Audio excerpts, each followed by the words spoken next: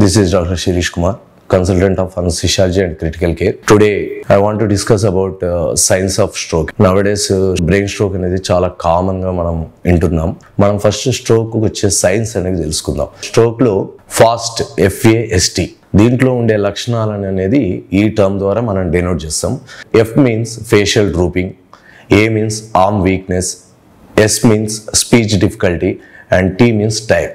ఈ లక్షణాలు ఎవరిలో కానీ గమనించినా ఇమ్మీడియట్గా మనకు హాస్పిటల్కి రావాల్సిన పరిస్థితులు. మనకు స్ట్రోక్ వచ్చిన ప్రతి కేసుకి ఫస్ట్ ఆ 3 hours అనేది మెయిన్ గోల్డెన్ పీరియడ్.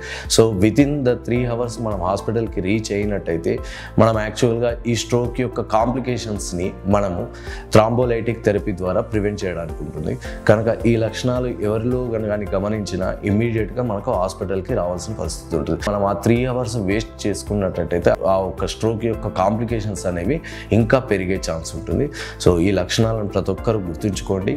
ఆ లక్షణాలను మనం ఏమాత్రం ఇగ్నోర్ చేయకూడదు. స్ట్రోక్ అనేది మోస్ట్ కామన్ కాజ్ ఏంటంటే బీపీ పేషెంట్స్, హైపర్ టెన్షన్ పేషెంట్స్లో అండ్ డయాబెటిక్ పేషెంట్స్లో కానీ ఎక్కువగా ఉంటుంది. స్ట్రెస్ ఇండ్యూస్డ్ స్ట్రోక్ కేసెస్ కూడా చాలా ఫ్రీక్వెంట్గా మనం చూస్తున్నాం.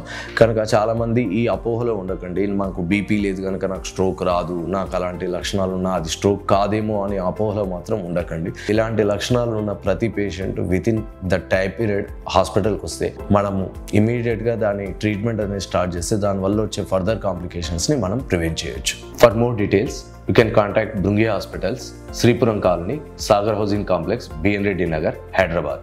So our helpline number is 7845 108 108. You can contact at any time 24 hours round the clock. Thank you.